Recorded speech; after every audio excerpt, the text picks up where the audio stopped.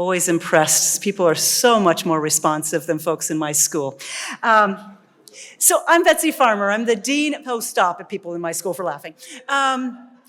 So I'm the Dean of the School of Social Work, and I am thrilled to be here with all of you tonight for the Florence Gibbs Momeyer Memorial Lecture. And this is our third time that we've had this lecture. And I want to thank all of you for coming out tonight. This is a really exciting opportunity for us. So for those of you who have been here in previous years, you may remember we had Haben Girma 2 years ago.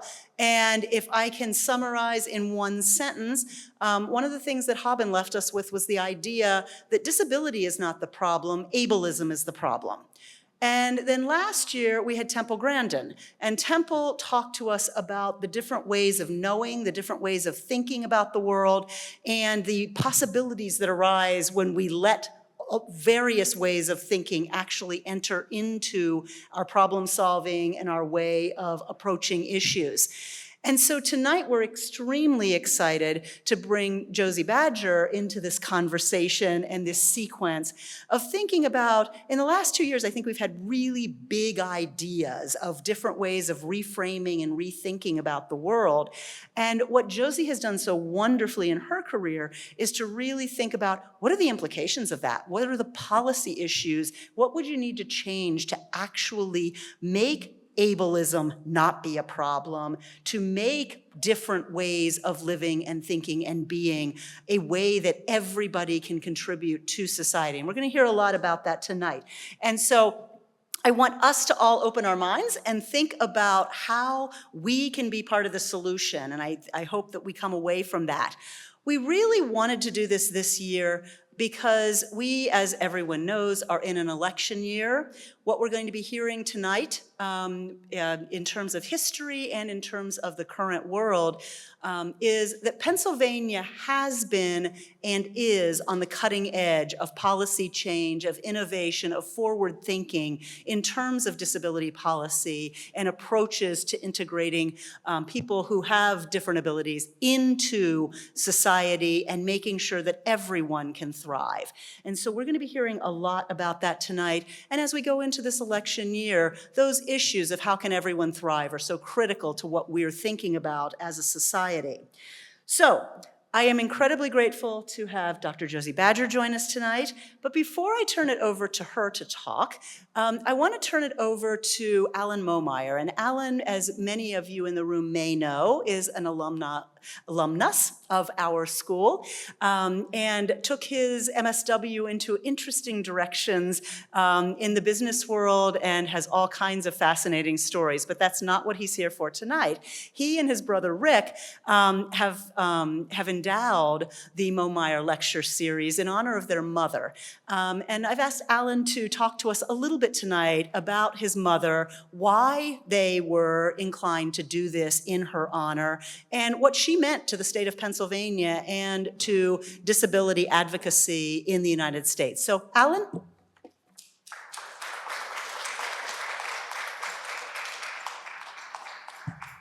Hello, everybody. And hello, everybody who is tuning in by Zoom as well. Probably many more than are here, but I'm delighted that you are here for this lecture. As Betsy said, my brother and I created this to honor our mother.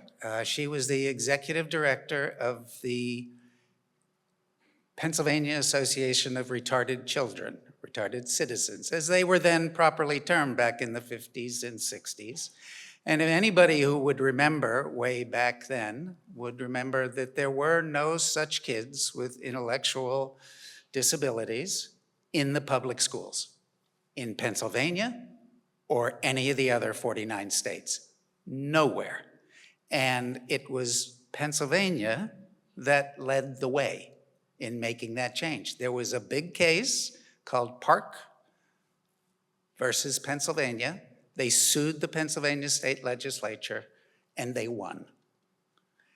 Now, as proud as we are of our mother and her role, I think it's really important for everybody here to know what you may just assume. She was not acting alone. there were lawyers, there were advocates, there were other social workers, there were parents, there were legislators that participated in suing the Pennsylvania state legislature. And I'm not sure they expected to win, but much to their surprise, they did win. And then Pennsylvania became the first state in which that was the case. I tell people from other states, and they're not aware, but Pennsylvanians should really be aware that we led the way. And other states followed in the way we were leading, and it created huge change in this society. So why did we create the lecture? Because the battle is not won yet.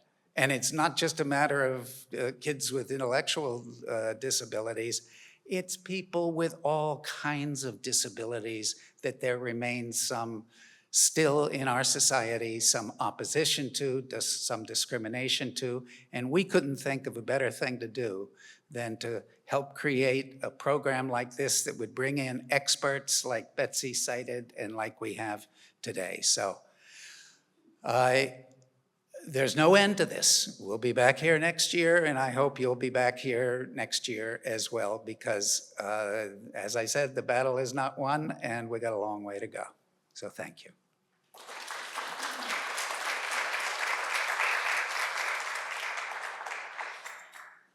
Thanks, Alan, and thanks to Rick and Sue for contributing and making this possible. And as Alan alluded to at the end there, the wonderful thing about this type of gift is it is into posterity. And so for as long as all of us will exist and long beyond the time that any of us individually will exist, this will be going on and will provide an opportunity to continue this conversation and to continue leadership of these issues here in Pittsburgh, here in the School of Social Work, here in Pennsylvania.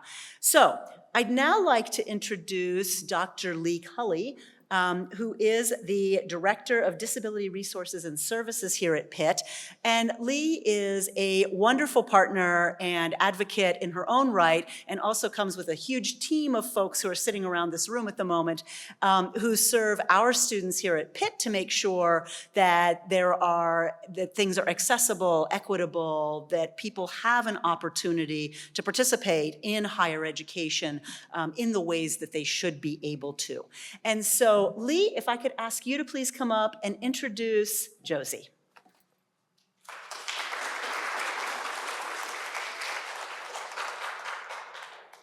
Thank you, Dean Farmer, and you just gave me a promotion to a doctoral level employee, so I appreciate that. Thank you very much. Well, good evening, everyone, and it's nice to be here with you tonight. It's my distinct honor to welcome you to the Momeyer Lecture, hosted by the School of Social Work. Today, we have the privilege of hearing from a truly remarkable leader and advocate in the field of disability rights and policy, Dr. Josie Badger. I first met Dr. Josie Badger when she was a student at the University of Pittsburgh, where she was already demonstrating a deep commitment to disability advocacy and equity. Since then, she has gone on to accomplish extraordinary things. With a bachelor's degree in disability law and advocacy from Geneva College, a master's in rehabilitation counseling from the University of Pittsburgh, and a doctorate in healthcare ethics from Duquesne University, Dr. Badger has dedicated her life to advancing inclusion, justice, and equity for people with disabilities. Her impressive career includes serving as the National Transition Director for the SPAN Parent Advocacy Network and managing the United Way of Southwestern Pennsylvania's #IWantToWork campaign, which strives to improve employment opportunities for people with disabilities. She is also the lead field organizer for the Family Care Act, advocating for paid family leave, and has developed TRAIL, a statewide advocacy and lobbying training program. Beyond these roles, Dr. Badger founded J. Badger Consulting, Inc., and most recently, Peacock, a nonprofit organization committed to supporting diversity, equity, inclusion, and access within the disability community. Her impact extends across the spectrum of policy, advocacy, and systemic change. Today, Dr. Badger will present on the topic Inclusive Policy and Systemic Change, the critical role of disabled voices and allies. She will explore the vital role of disabled individuals and their allies in shaping policy and driving systemic change. Her lecture will address pressing disability issues, the importance of inclusion in policymaking, and the often overlooked disconnect between policymakers and the lived experiences of disabled people. And I just learned about 10 minutes ago that Josie is also the foster mom of 2 and dog mom of 4. So don't know how she finds the time to do all of that, but those were things I did not know about Josie before now. So we're about to engage in a conversation that is not just timely, but essential. So please join me in welcoming Dr. Josie Badger.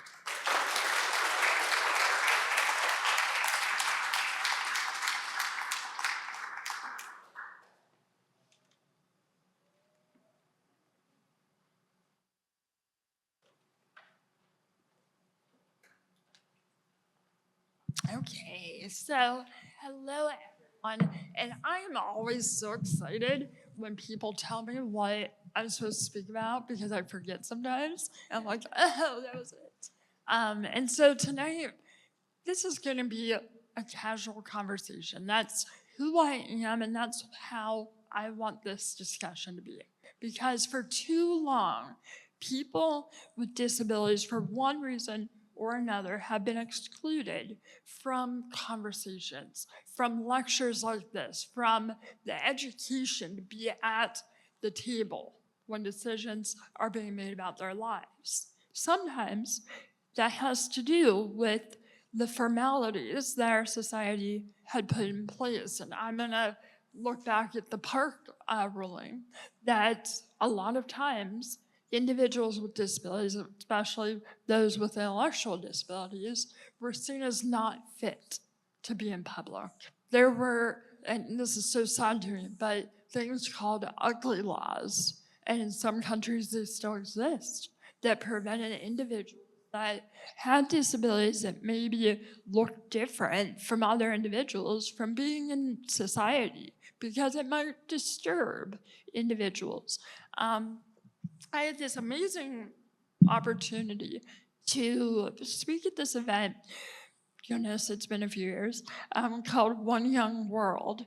And it was here in Pittsburgh. And there were about 1,400 youth leaders from all over the world. There were 177 countries that were represented. And I got to speak. It was amazing. But part of that honor was being able to meet with a nationally recognized leader. And the leader I spoke with was one of the highest earning models in the world, and she was from Russia. And her sister had an intellectual disability, and she told me about the fact that restaurants have kicked her sister out in Russia because she looked different. We were not much better than that. And we have to talk about these issues so we do not go backwards in time. And that means talking about legislation now. It means talking about what the election could mean for us and what is our role in it. So, as was mentioned, I have a lot of amazing opportunities. And when you say expert, it's not that I know all the things. It's that I've been given a gift to be invited to tables and to meet the people that a lot of people don't. And that is part of the role of allies, of social workers, of leaders, is to make sure people are invited in those rooms. I'm taking my husband to Hamilton, so be in the room where it happens, right? So, how do we make sure that we are making those people be able to be in the room where it happens? And that's what we're talking about here today. So yes, I am a foster mom of some crazy kiddos. I was telling them I was so excited. This is like my vacation night out tonight. So they're glad to be here both for that and just the distinct honor of speaking to you all. So something that I never expected for my life was being involved in government and politics. Now, I hope you guys are different, but I was like writing off that government class in high school. I was like, oh, I'm never going to do this stuff. Well, karma bites you in the butt. And so I had to go back and watch that wonderful little video of how a bill becomes a law. It started my career. So I didn't realize that my life was leading me to my job, to my career. I am called to be a part of changing policy, but I think all of you are as well. Maybe some more than others, but we are all a part of changing this world, just like the individual that this whole lecture series was based off of. It's about being brave. We're talking about their mom and how she was a brave woman for fighting the system, doing something that's never been done by saying, I believe these people, children with disabilities, deserve to have equal rights to education. So it's about being brave. One of my dogs have anxiety disorders, and so half of our house is medicated for anxiety disorders, and the other half is medicated for hyperactivity. So my dog and I are very similar, and so we're both medicated with like Lexapro and stuff. And so every morning, part of her self identification and building her up is you are pretty, you are smart, and you are brave. And even though I'm not sure if she's absorbed that yet, I think we all need to take some piece of that. Maybe the smart, the pretty, I'm not sure what your self-affirmations are, but you are brave, each one of you, for being in this room, for talking about issues that are hard. And so in this environment, the politics, the elections are about being brave and maybe not having the popular opinion in the room, and that's okay. So when I talked about the fact that I feel I was called to this work because I certainly did not choose it, I grew up in the 80s, and I was at a lot of the Pittsburgh hospitals for a lot of my younger years. There were various events that occurred in my life that were not ethical, that harmed me, that could have harmed others. I saw what it meant for children who did not have families at the hospital, who didn't have paid leave, able to be with them when they're in the hospital for years on end. I saw what happened when there were not advocates for kids and people who did not have a voice.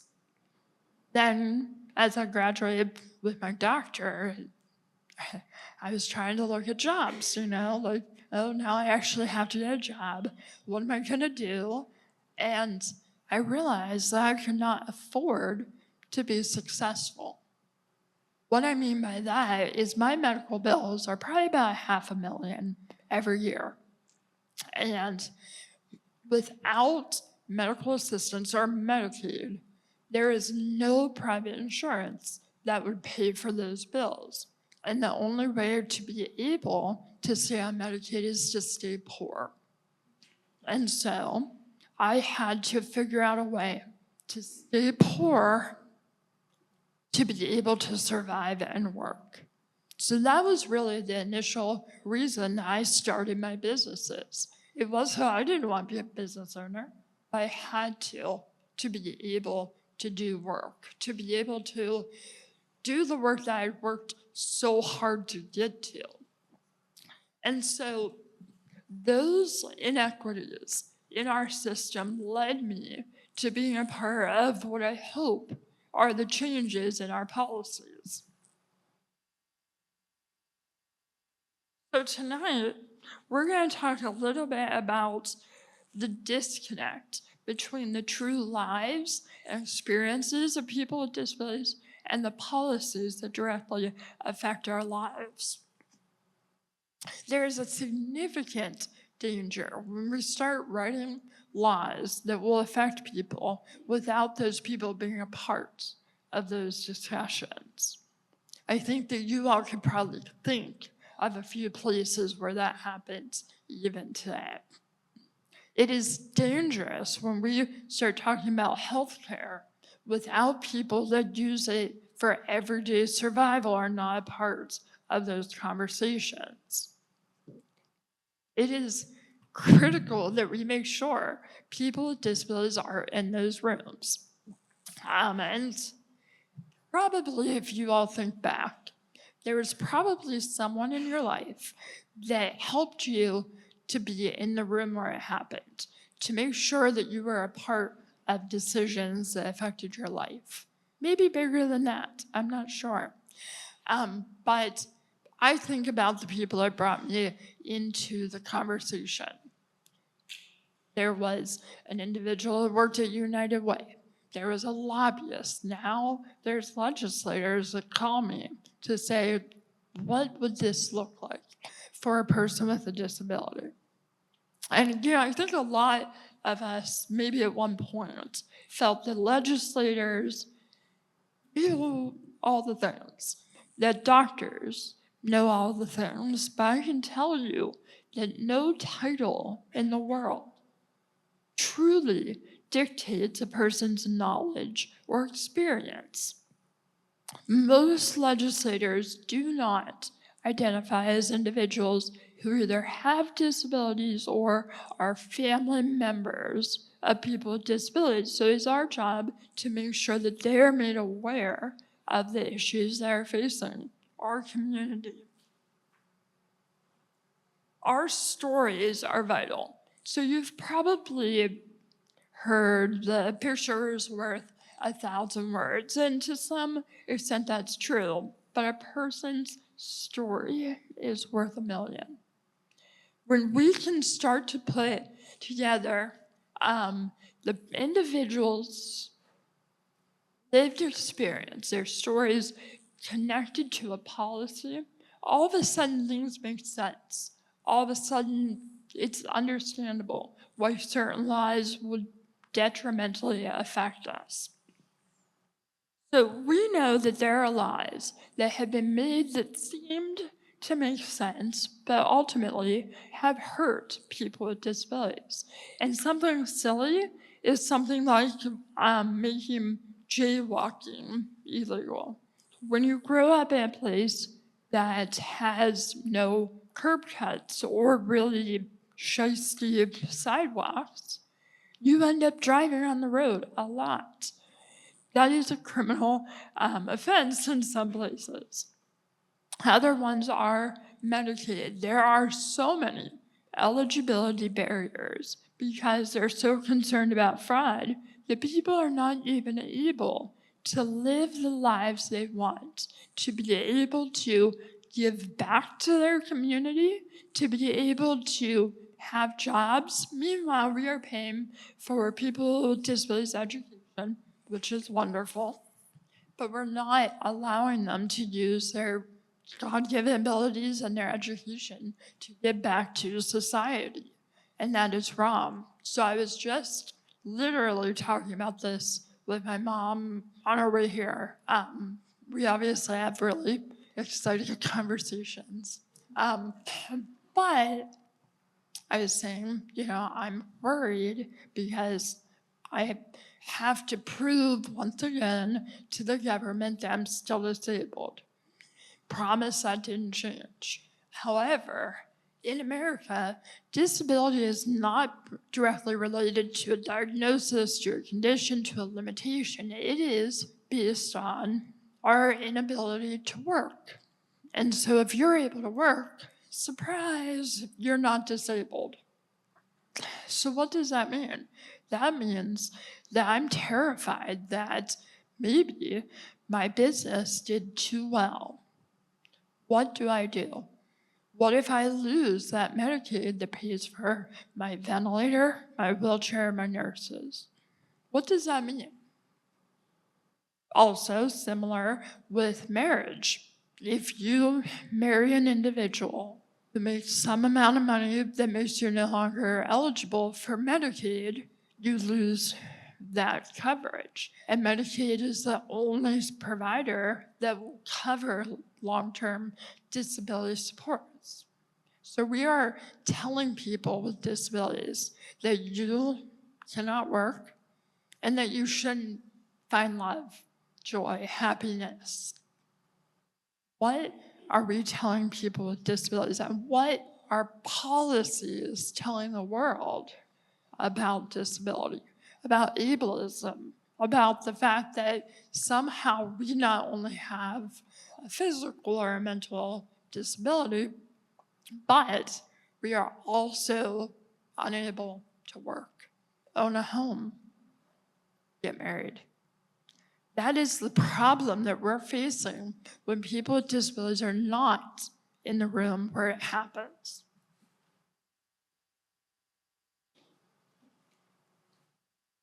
So things look very different when we start inviting people with disabilities to the table. We have laws like the Americans with Disabilities Act, which was co-written between folks with disabilities and people that were lawyers and policy writers. That bill is our civil rights bill. That bill changed our lives. And for the first time, businesses, organizations that were not funded by the government let us in the front door, employed us, allowed us to be a part of society and the community as a whole. I have had the honor to be the campaign manager for the hashtag I Want to Work campaign. And it is a campaign that is led by people with disabilities.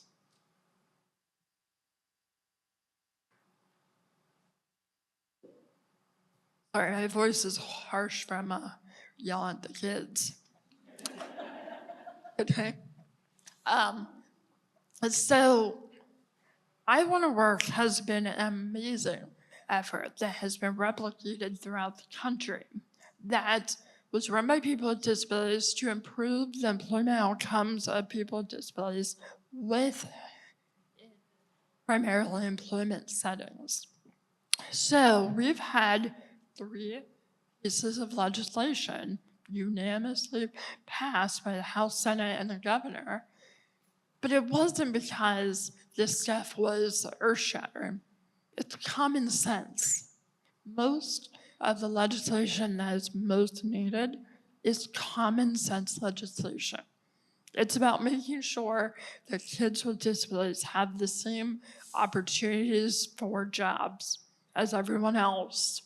It's about making sure that this state is working to ensure that the first goal of all individuals with or without disabilities is paid jobs.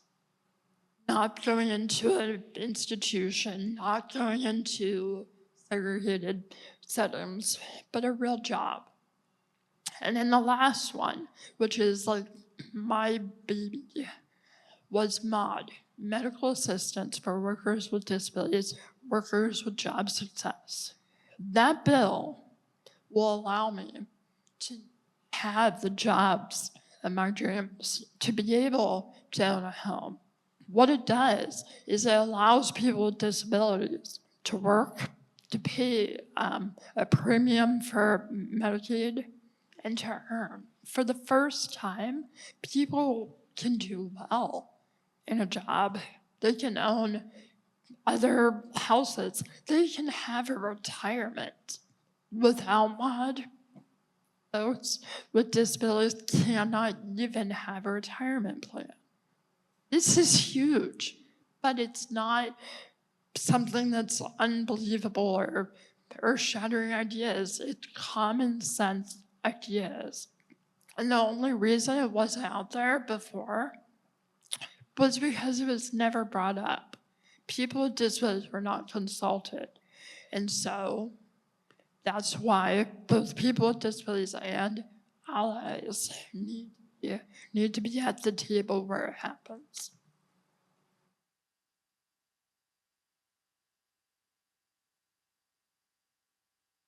So, something that I guess I want to know from all of you, I want you to take a minute to think about this, and I am not afraid to call on people, okay?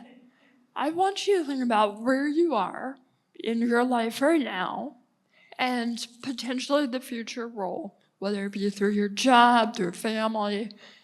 What are ways that you can ensure that the voice of people with disabilities are at the tables that you are a part of? And you might not realize that you're at tables, but I can guarantee you, whether it be in a social work office, on a board, you are at those tables that we are not. So, what are ways that you can ally to make sure that we are at that table? And we'll run a mic. On.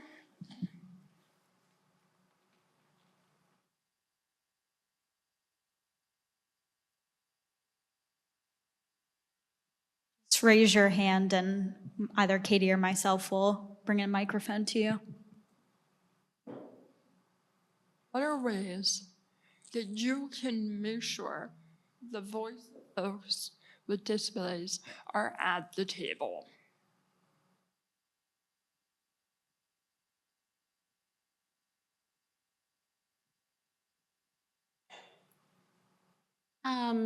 To include lived experience as expertise in hiring, bringing Yes. people to the table. Yes, I think something really important you mentioned was hiring. We're not just saying make sure they're a part of a board or a volunteer. Hire us, because we are probably the highest educated minority group in the world. And we have the skills, and we are the largest minority group in the world. So hire us. Right on.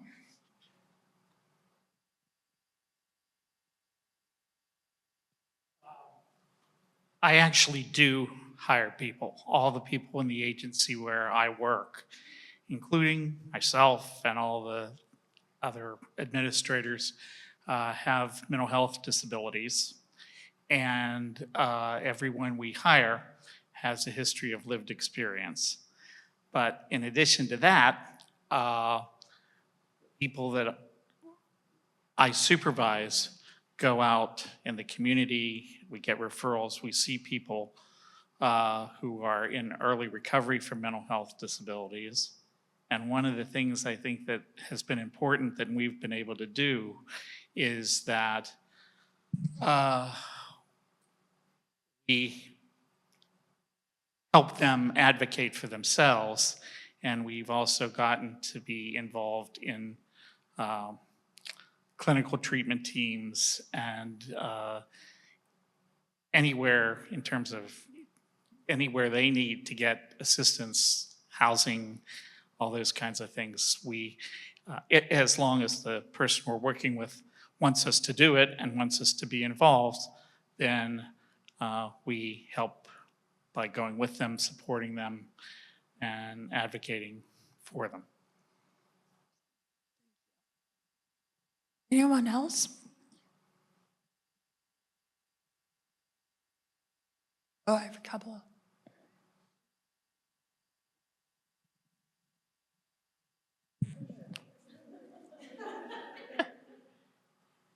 Thank you.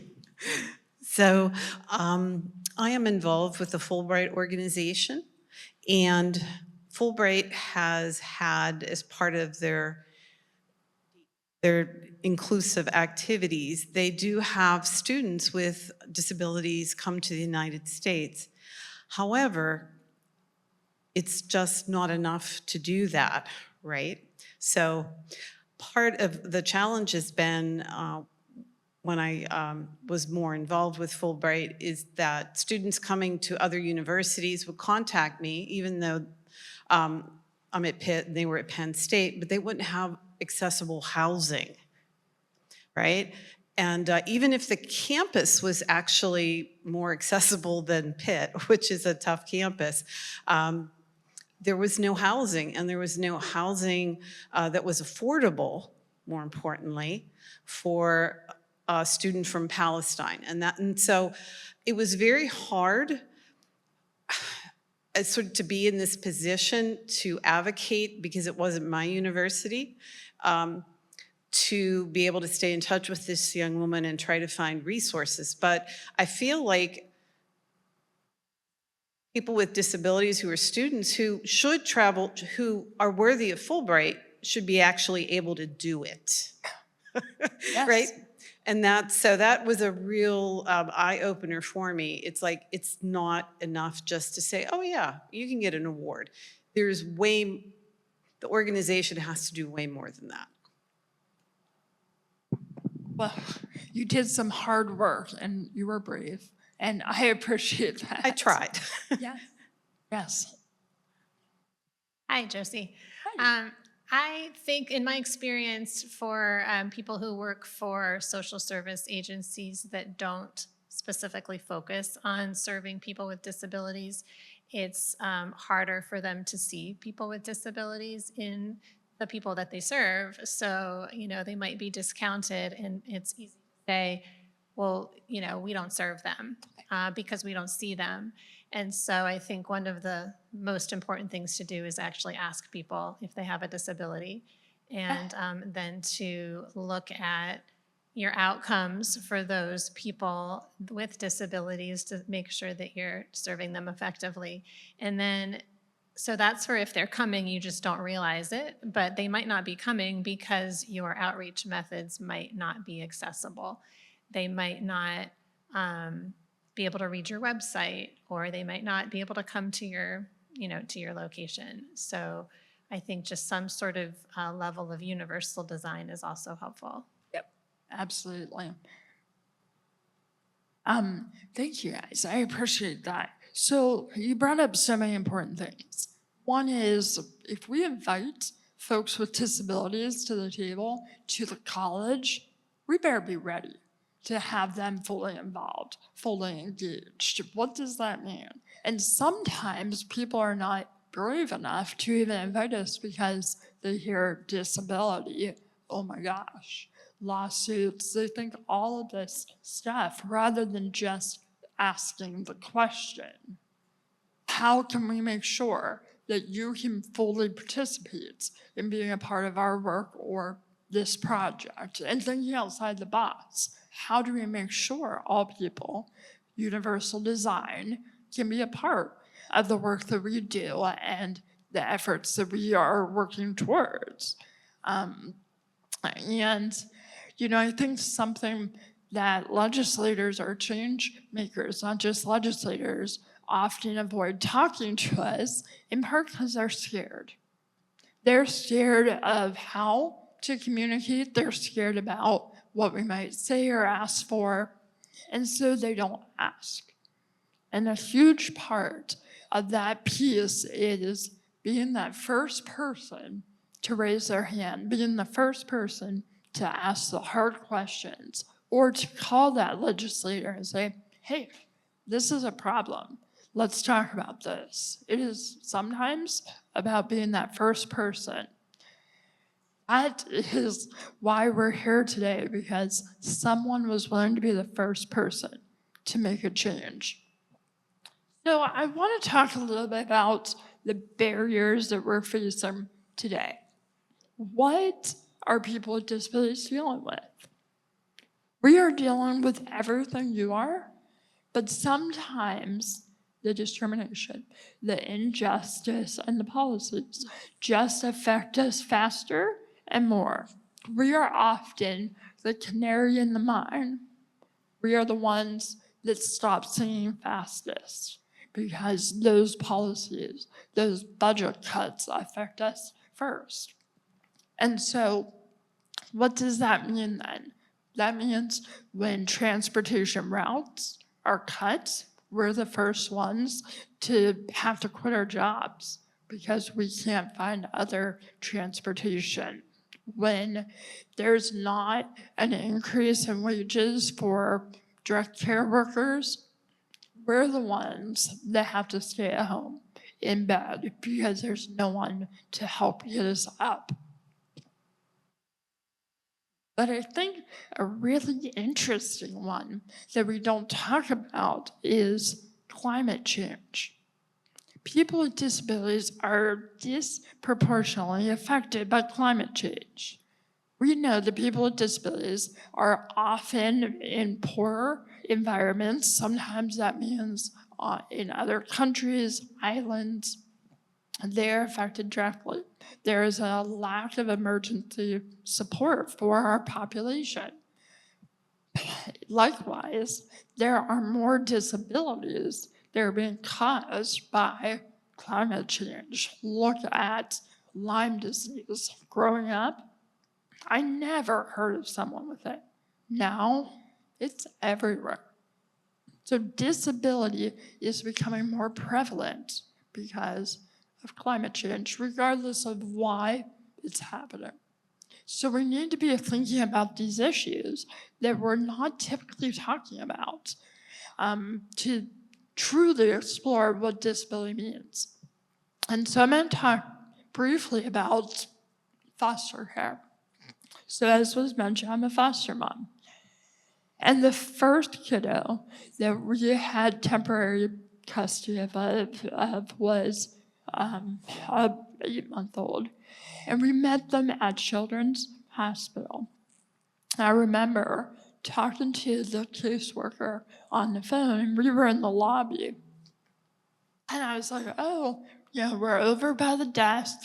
And she kept looking past us. She'd look past us again. I was like, I know it's you. So I went over, I was like, hey, I'm Josie. And you could tell her mind was spinning. Is this person able to be a foster parent? Even though I have a husband who has no physical disabilities. We are truly disabling the disability community by the lack of inclusion that's often caused by policies. And so policy is at the very base of ableism. So what does this mean for our elections? What does this mean for our role in getting people to vote? Now, I don't care who you're voting for, but what does it mean to look at a national or a state election and be thinking about these marginalized groups? It means we need to be thinking about those people who would be impacted by every policy that's being talked about. We need to vote in accordance to how we feel that will affect people that surround us every day.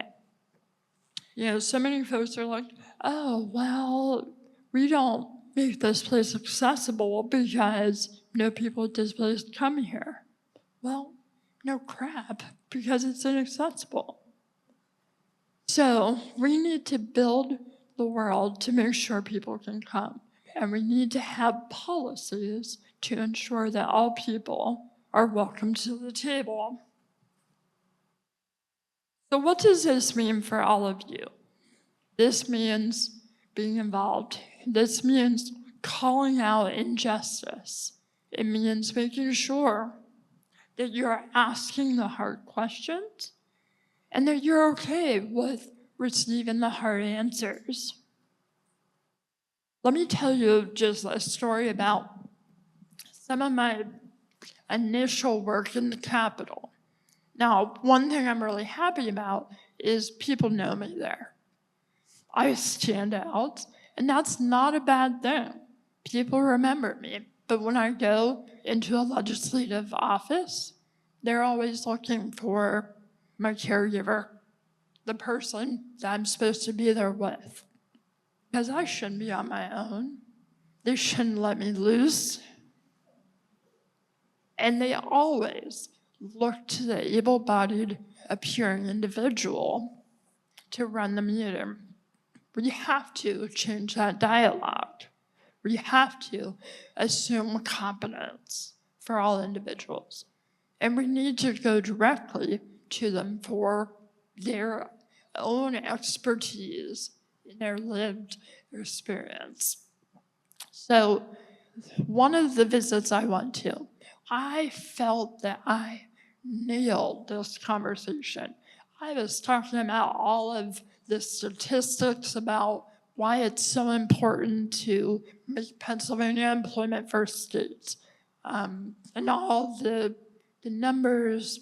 And then I said, Senator so-and-so, do you have any questions? Like, well, yeah, what's wrong with you? Oh, I was like, really? That's the question? I'm fine to share it, that's fine. But when we're so stuck on how someone looks, how they get to an event, how they speak, how they breathe, then we're not able to see the message. And so we need to get past the what's wrong with you to what do you have to bring to me? What do you have to offer? And how do I ensure that your message is here? So I want to just take a moment and ask, are there any questions you guys have?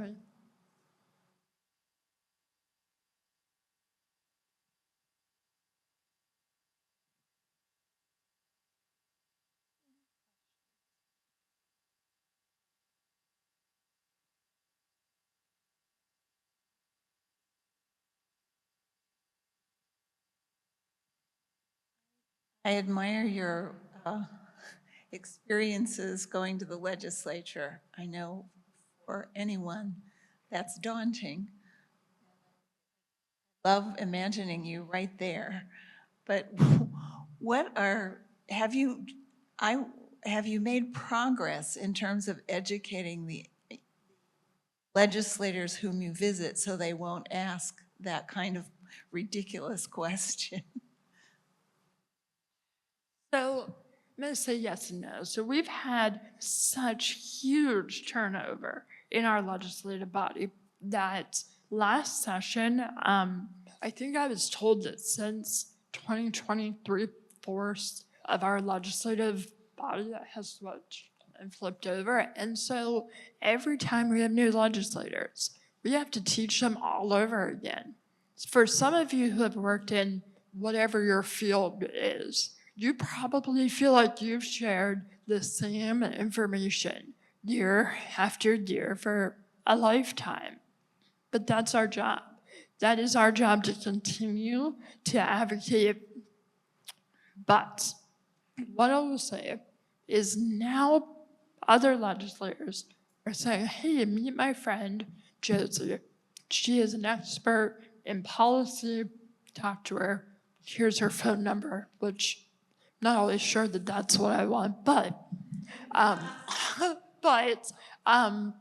that's how we make a difference. By introducing others, not by, oh, they're a person with disability, but they're an expert. They know their stuff. That has made a significant difference in how I'm perceived.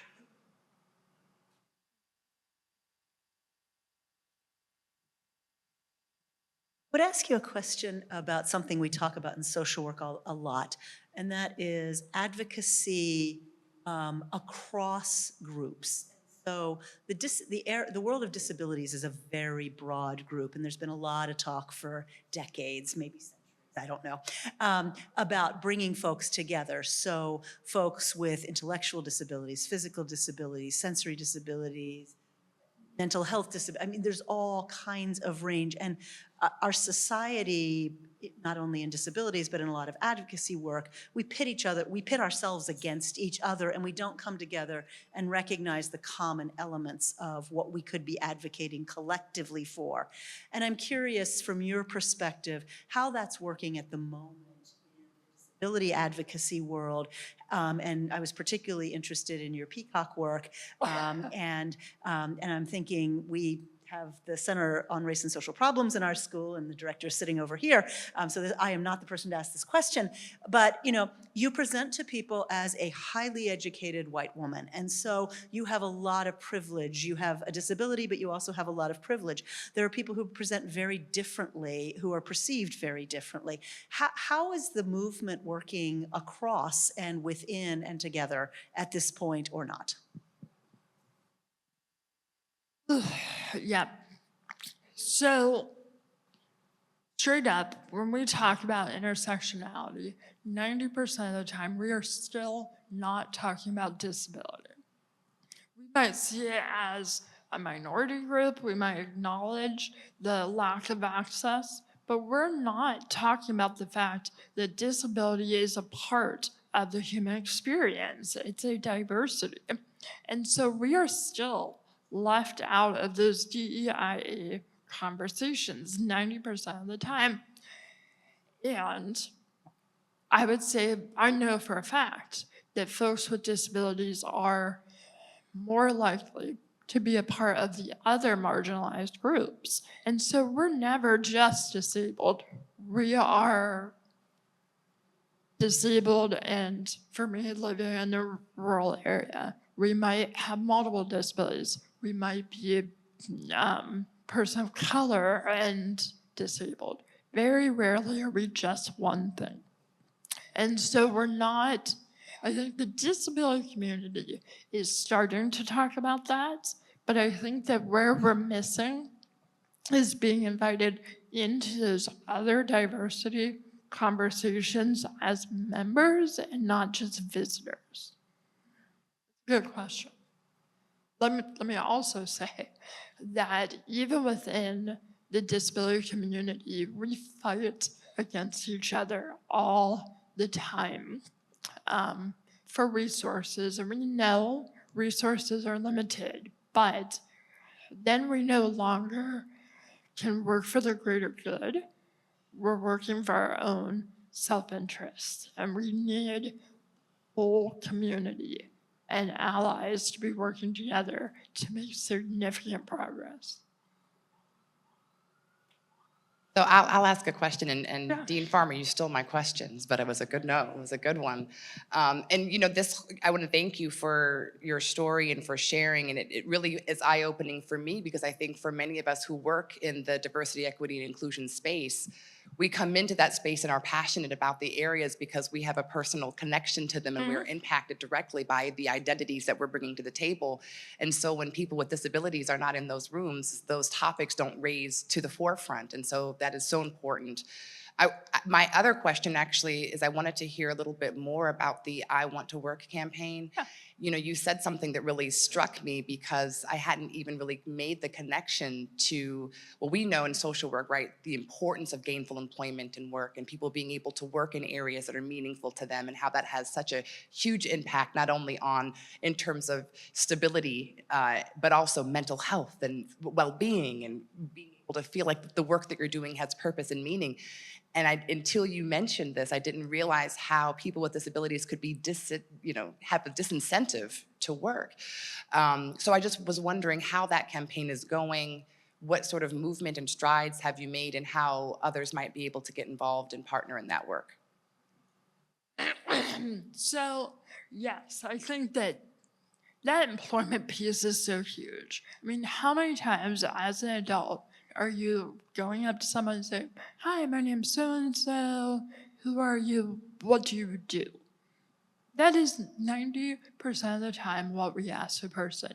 And so in America, at least, most of our identity is based off of our money-making career. And what happens to our self-identity when we no longer can answer that question? Something that makes my skin crawl is on Facebook or Instagram under career when people put disabled. That's their career. And that means so much to me that society has disabled them, that that's how they identify themselves, because that's all they know what to say, because that's what people ask.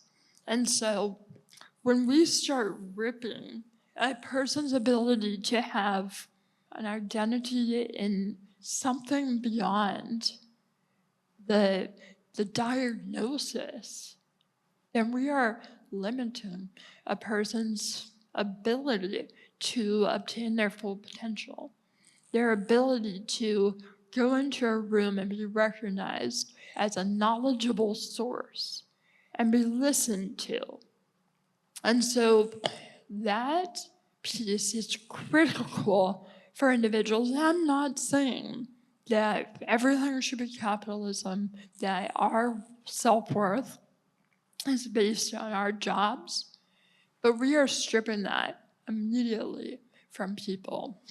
So as for I Want to Work, we are working on a few different initiatives. One, we are hoping to further expand the medical assistance for workers with disabilities so that all people who have jobs who are disabled have the ability to enter that program and not fear losing their waivers, which pays for those home services, not fear about losing basic insurance. That's one thing. Another part is under I Want to Work, we established the Employment First legislation, which, as I mentioned, means the first goal for all people is paid, competitive, integrated employment. So a job that makes at least minimum wage in an environment with people with and without disabilities. But it is a volunteer board, and we need someone in the government to make sure that folks are actually following the law, that are actually paying attention to whether their practices are hurting or supporting the employment of people with disabilities.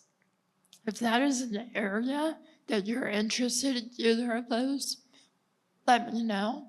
There is, if you Google I Want to Work, you will find us, but I would love to get you involved.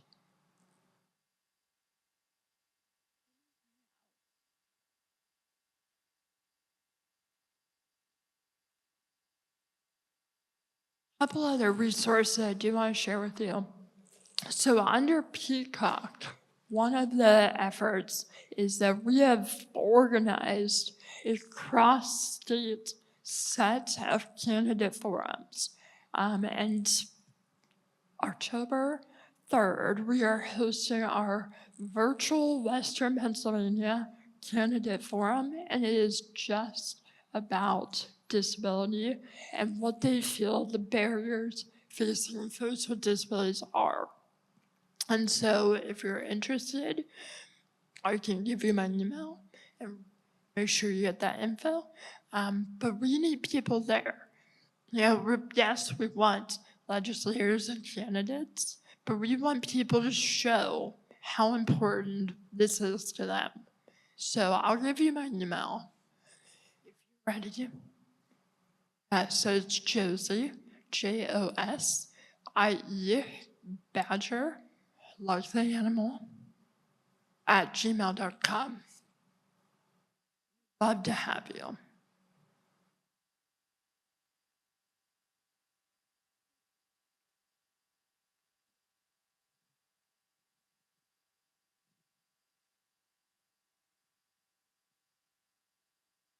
Of course, my mom has to help out. I think that a little more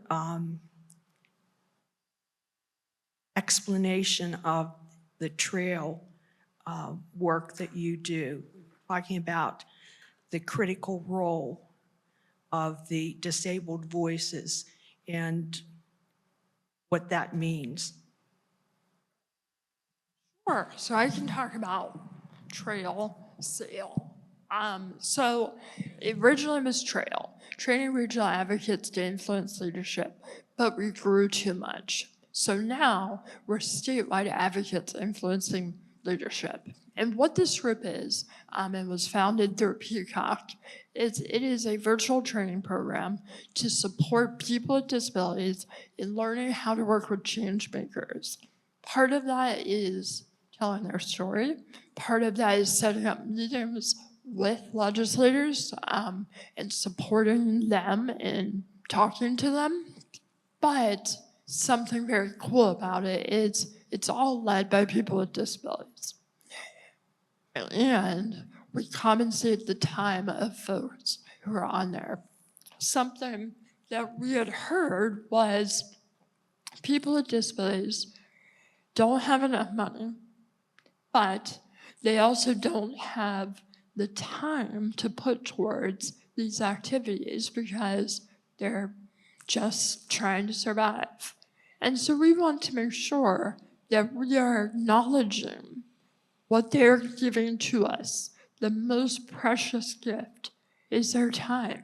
And so we are able to stipend them for that time they're with us.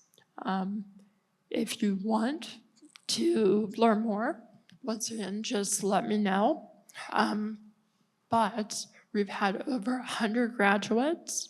We've been invited to the inauguration of Shapiro, and we are now recognized by legislators, as an expert group. That's what we want. And so giving folks that platform has made the difference.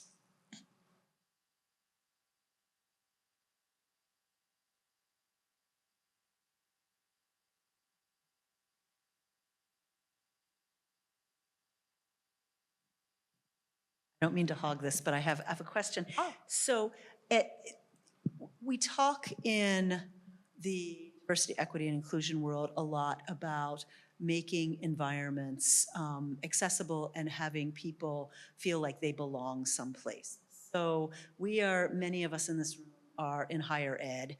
As we are trying to make Pitt a more accessible, more welcoming place for people with disabilities, if you were a parent looking for a university for your child who had a disability, what would you be looking for? How would you know that a place was somewhere you'd want your child to be and you thought your child could be successful? What should we be doing to be projecting that and to be actually living that so that we can be the place that we say we want to be? This is regardless of education or job or anything else. We want to feel like you want us there. I went to a very small Christian college that was not super accessible, but they wanted me. They made sure that everything worked out for me, that they made sure that my path to class was cleared first in the morning. They made sure every person that I would have to work with was at the meeting when I signed the papers to go to school there. I knew they wanted me there, not because I checked some box of diversity, but because they wanted me. And they were going to make sure that I felt that and knew that. And that's huge, feeling like you're wanted and you belong. Belonging is so important. And so by feeling like we're meant to be there, that changes the dynamic. What does that mean? That means being invited. That means making sure that we're connected and that services are available or discussions are had about what's possible. Instead of just saying, nope, don't do that, can't do that, let's talk about how. And something that I was always taught growing up was I couldn't say the words, I can't. It was, how can you do it? So it's about changing the language. What can we do to make this happen instead of saying, oh, you can't do that? So, I mean, I've been swimming with dolphins. I have skied in South Dakota. I'm a foster mom. I'm married. Those are all things that people have been told you can't do it. But we need to change the language. Okay? How can we do it? And that's a part of higher ed, that's a part of employment, that's a part of policy. No, we can't do it in this system, but let's figure out a way to do it somewhere else. And that's key to changing the narrative on ableism.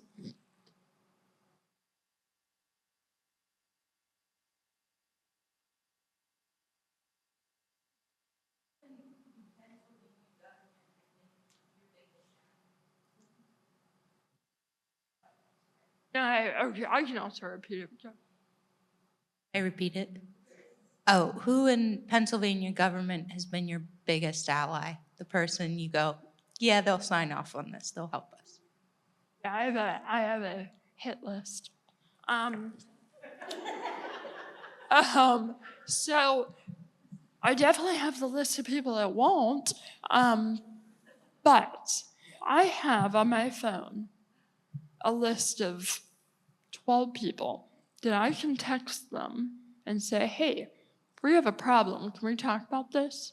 That I know will text me back at 9 o'clock, whether I want them to or not. And I know they're there. They're going to hear, but all of them have had direct interactions with people with disabilities. And it's not based on party. One of my biggest allies is the minority chair of the House. He's Republican. He's from Lancaster, but his parents both had ALS. And so he gets it. He knows what it means to live with a disability. He knows what it's like to be a caregiver. And so regardless of party, we have to find the people who care, who listen, and are willing to make a difference. It's not there's one party that's the best, it's the people. And so many times we look at access. Access isn't a law. Access is the attitude that we want all people in the room. That's what we want. Yes, sometimes it takes laws to get there, but the laws we hope change attitudes. So those allies are really important. All right, looking at the time, I think we have time for one more question if anyone wants to give one.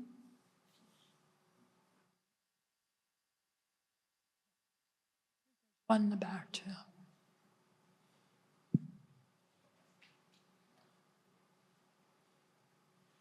Thank you, Dr. Badger, for your perspectives and your storytelling.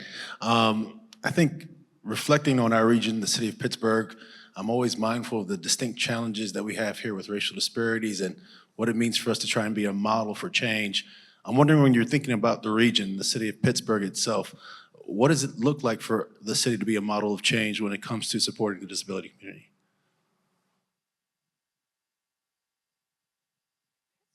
Pittsburgh's a cool area and challenging in the same breath. We have not, in the past, I would say 50 years, done a wonderful job at inclusion, of equity. And I'm going to say that for race, for disability, we've not.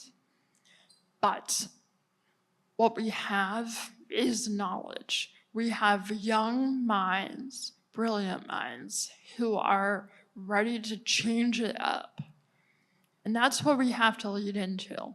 We need to lean into the fact that this is a hub for education, for medicine, and that we have the opportunity, a very special gift, to start working through our hospitals, our schools, to make sure that these folks that live here have a knowledge and a worldview that inclusion is where we need to be, that diversity is at the heart of what I believe America should be. And we have a lot of barriers. Just literally the physical environment of Pittsburgh is a problem.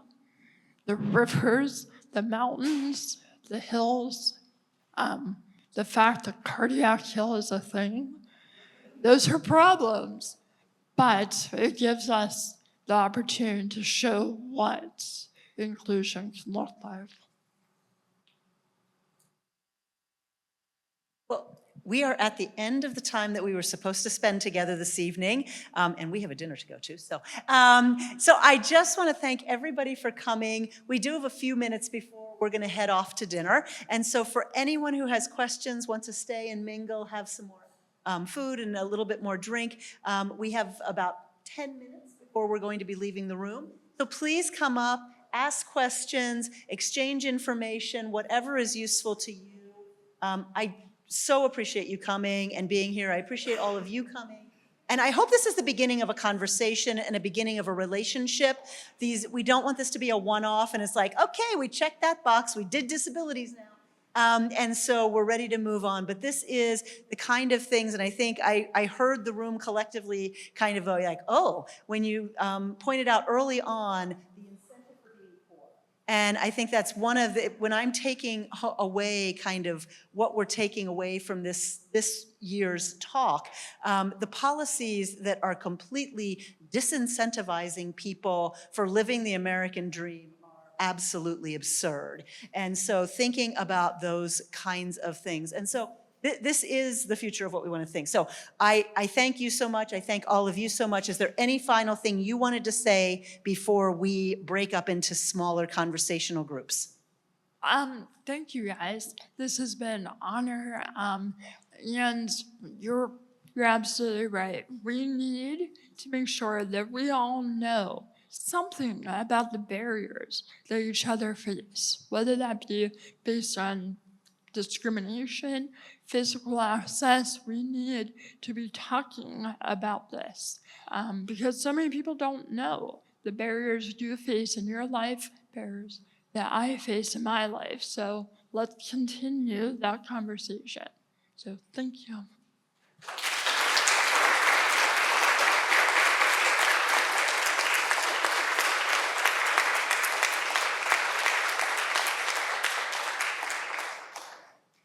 Are not going anywhere for 10 minutes. So anyone who would like to come ask an individual question, please feel free.